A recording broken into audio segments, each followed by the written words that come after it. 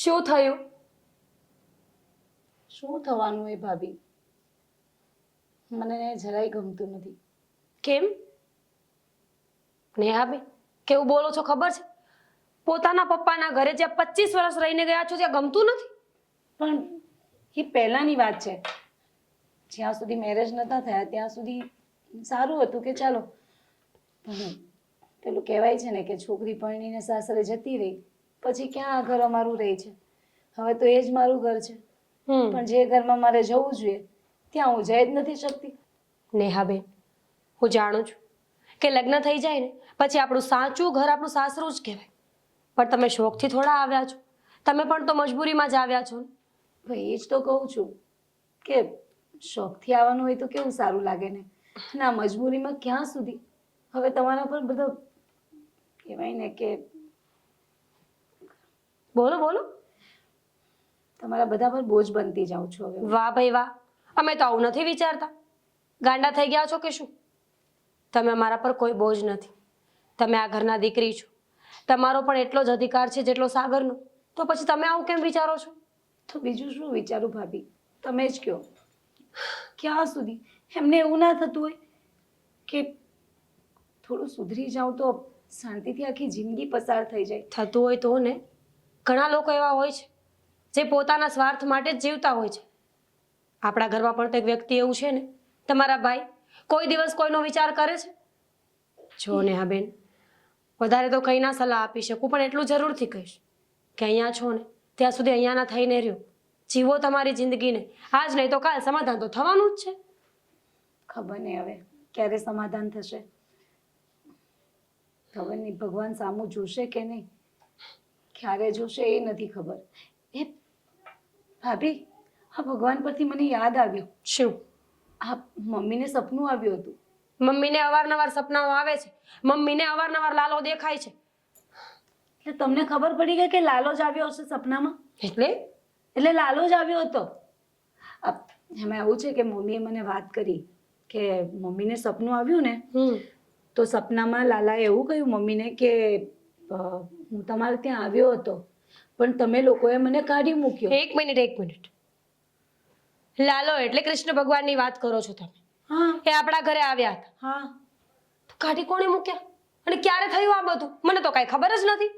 મને ક્યાં ખબર છે? આ તો મમ્મીએ મને વાત કરી.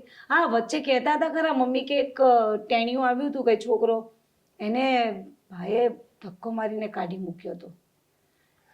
પણ આ તો મમ્મીને સપનું આવ્યું છે. આ તો મમ્મી વાત કરતા હતા મને આવી. તમને ખબર છે નેહાબેન, એકવાર મારા મમ્મી સાથે પણ આવું થયું હતું. શું? જ્યારે અમે લોકો નાના હતા ને ત્યારે અમારા ઘરે કોઈ દાદા અને બા આવ્યા હતા. બંને આંધળા હતા. એ ઘરે આવ્યા ને મમ્મી એમને ખાવા માટે આપ્યું.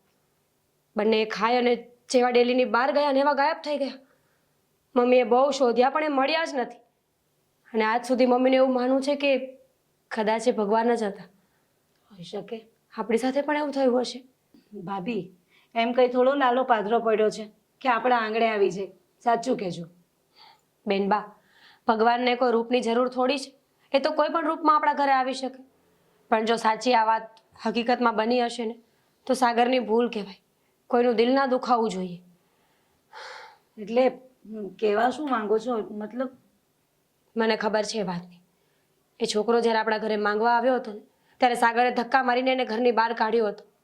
અને અતિથિનું અપમાન કરવું ને એ સ્વયં ભગવાનનું અપમાન કરવા જેવું છે, ખબર છે ને? એટલે તમને શું લાગે છે કે કંઈક ન બનવાનું બને એવું? ના ના ભાભી, તમે આવી વાત કરો ને તો મને બીક લાગે. અરે હું એવું કહી નથી કહેતી. શાંત રહો તમે. હું એમ જ કહું છું કે અપમાન ન કરવું જોઈએ કોઈનું. એ ઈશ્વર હોય કે માણસ કે પછી જનાવર જ કેમ ના હોય. ભાઈનો સ્વભાવ તો ખબર છે ને. એ તો એક તો ભગવાન પર શ્રદ્ધા નહીં રાખે અને આપણા ઘરે આવી રીતે પાછું કોઈ લાલો નામનો વ્યક્તિ આવ્યો હોય, મતલબ લાલો નામનું છોકરું આવ્યું હતું અને ભીખ માંગે. એ તો સાવ ના ગમે એને. જે હોય તે. જે મમ્મીનું સપનું સાચું પડે ને તો સારી વાત છે. હા, સાચી વાત છે. કાશ એ ભાભી કેવું સરસ લાગે ને કે આપણા ઘરે કૃષ્ણ આવે. હા, પણ કોને ખબર કે આ સપનું સપનું જ રહી જાય. તમે તો યાર ડબલ વાત કરો છો. કોઈ એક વાત કહો ને. માણસ પહેલા છો તો ને. કે આવે નહીં, પછી કહો કે આવે પણ ખરા. માણસ છું. 70 વિચારો આવે મને. ખરેખર હો ભાભી, તમને સમજવાને એટલે બહુ અઘરા છે, પણ મારા લાડકા ભાભી છું. સારું, હવે કંઈક મને નાસ્તો વાસ્તો તો કંઈક કરાવો. રીસામણે આવ્યા છો, જાઓ નાસ્તો બનાવો. જોયું એટલે જ જતા રહેવું જ મારે.